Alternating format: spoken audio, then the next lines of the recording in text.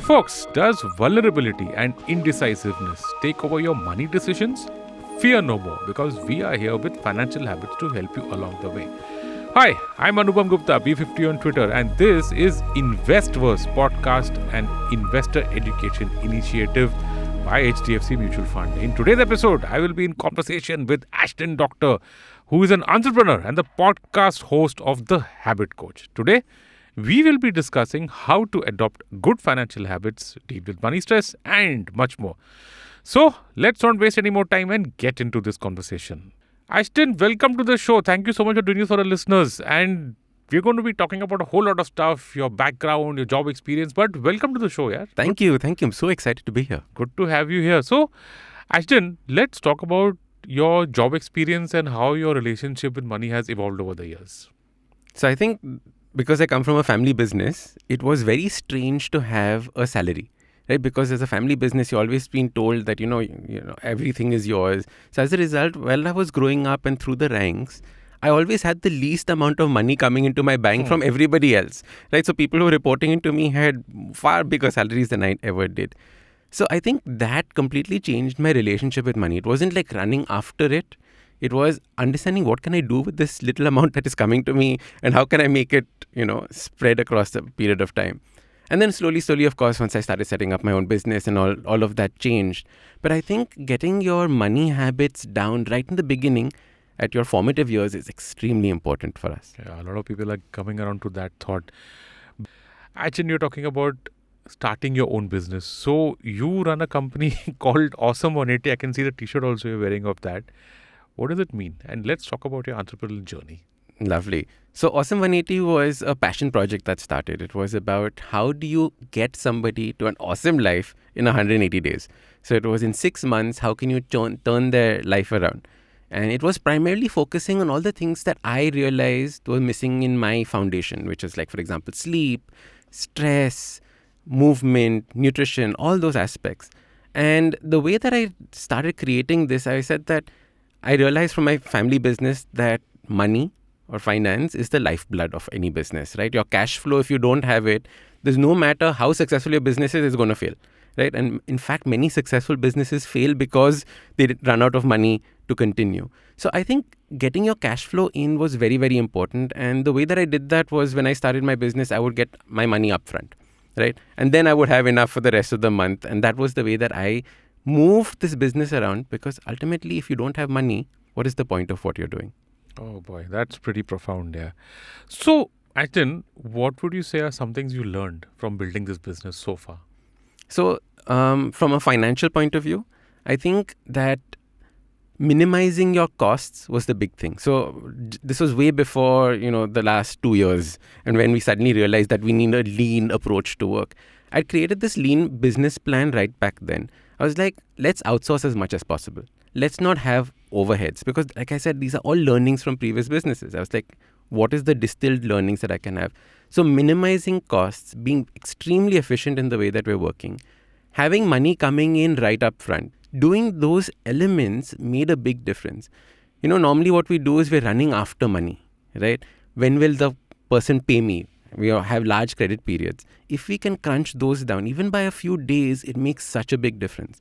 And the same thing applies in our personal life as well, right? There's so many similarities between the corporate world or your businesses and the way that you live your personal life. Yeah. So, as a resident habit coach, as you are the habit coach, what are some healthy finance habits that you have incorporated, okay, and can definitely recommend to others? So the first one is setting yourself a clear goal. Okay. If you don't have a clear goal, it's like you're a ship that's just sailing around in the sea. You don't know which destination you're heading to. So knowing how much money that you want to accumulate either this year or over your lifespan. Now, the way that I normally turn this into a habit is I have a realistic goal and then I have a dream goal.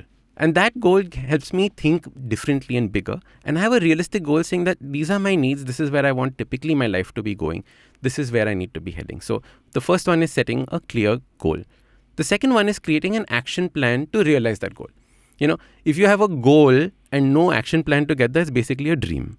So if you don't have those action plans saying, what are the ways in which money is going to be coming in, right? Do I have different sources of income? Do I have different streams of income? what is the various ways I'm going to be investing that money?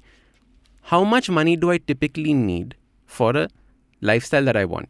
Very often we spend the money as soon as it comes in, right? We don't budget it. We don't have that, what is the word I'm looking for? A plan for how we're going to spend our money.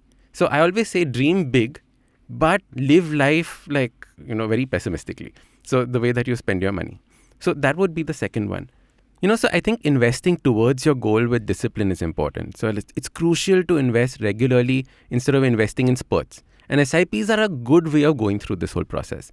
So this is because the initial investment amount in SIP is low, so people can invest without hurting their wallets. Additionally, SIPs also use concepts such as rupee cost averaging, which is beneficial to the customers. So through rupee cost averaging, the investor gets maximum returns in that investment. So I think, using SIP as an investment tool makes a lot of sense. And I think, you can add one more, which is tracking your expenses. Now, as a child, I was told to track my expenses, and it was the most tedious task that had been given to me. And then I saw some friends who were completely proper at it. They had maintained books, and I spent this on my bus ticket, and I spent this on my vada pav.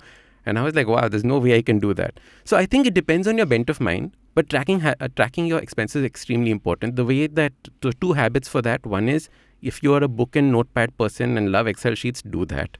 If not, what I do is I track the cash that I carry. So say I put 5,000 rupees in my pocket, I track how much time I can make that last. Okay. And that's the way that I track my expenses so far.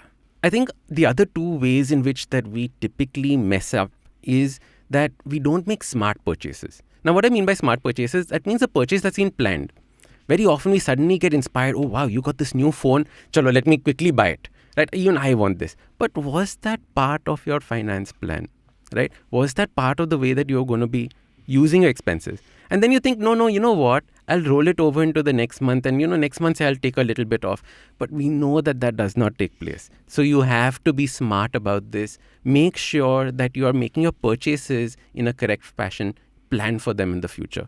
And I think this also leads into the next point, which is about avoiding using credit cards, especially if you don't have control over your money. If you don't have control over your money, this is the demon in your pocket, because you're just going to be spending it constantly. Instead, what you have to do is you have to learn that if you're using a credit card, use it wisely. Pay it off every single month. Don't let it roll on to the next. That is the way to think about a credit card. Otherwise, what you're going to be doing is you're going to make big purchases that you have no hope in hell of paying back later. Yeah, smart stuff. Okay. So Anupam, these were me as a habit coach telling you about this. I'm sure that as a finance expert, you have tons of habits that you would like to share. So what are some of the things that you've learned? A lot of it is actually has to do with a lot of stuff that you said. But I think one good financial habit people can incorporate into their life is what I think is asset allocation and identifying the correct mix. Asset allocation essentially, right, means investing and distributing your wealth into different asset classes like debt, equity mutual funds, gold, etc. And because different asset classes perform price-wise differently at different points of time, and potentially minimize volatility and potentially maximize return. And since we're on the topic of asset allocation, a hot finance tip that I would like to give is this. It's important to review your asset allocation and check if rebalancing is required. Asset allocation, the most crucial part of financial planning for an individual, it requires periodic review. You need to keep doing that. A change in market value of assets likely to have changed your original asset allocation. And more importantly, something that worked for you a few years ago may not work in the future. Sometimes we get too involved in tracking each and every individual investment and then we forget the big picture. And actually, I think another good finance habit I would really recommend adopting is to look at money as a whole, as one whole thing. I'll give you an example to explain this. Let's say that in the month of September, you perform really well and your company decides to give you a bonus. Bonuses happen once in a year, we know that.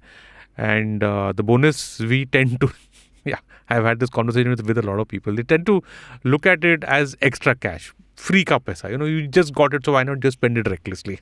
That's wrong. At least I don't agree with that. I think what you need to look is at the bonus money and your salary as a whole unit, because I think even companies call it CTC, right?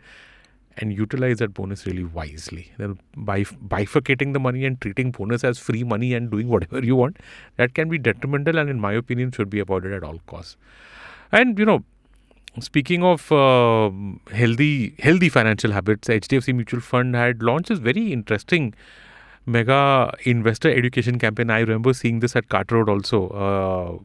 Hashtag Barni Se Azadi. Barni is that, tin or pot or whatever.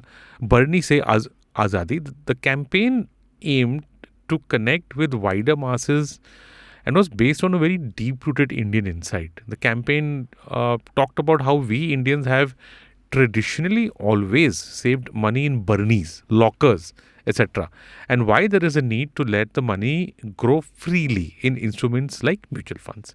In a way, they urged women to move away from unhealthy financial habits and to adopt a smarter way of saving and investing. And Ashton, speaking of healthy financial habits, HDFC Mutual Fund had launched an interesting mega investor education campaign, hashtag Barni Se Azadi. The campaign aimed to connect with wider masses based on a deep-rooted Indian insight. The campaign talks about how we Indians have traditionally always saved money in burnies, lockers, etc., and why there is a need to let the money grow freely in instruments like mutual funds.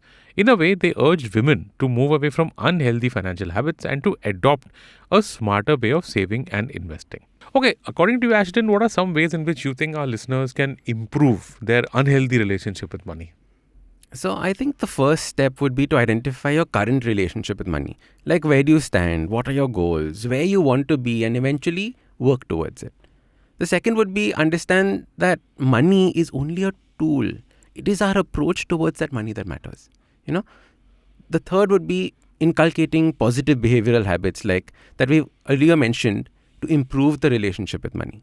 So focus on building a healthy relationship with money, because building healthy relationships leads to healthy investment habits and a healthier financial future. And that's a wrap. Ashton, thank you so much for sharing your insights with our listeners. My pleasure. Absolutely. Yeah. And that concludes the episode, folks. And hoping that the listeners learned the importance of building healthy relationships with money. One of the many reasons people fail to invest is because of their poor money habits. It's essential to build a healthy relationship with money, as that helps us to make more sound financial judgments. Come and be part of this conversation on Instagram @HDFCMF. And tell us what are some of the financial habits from this episode that you will be implementing in your life. And I will see you on the next episode of Investverse, an investor education initiative by HDFC Mutual Fund. Mutual fund investments are subject to market risks. Read all scheme-related documents carefully.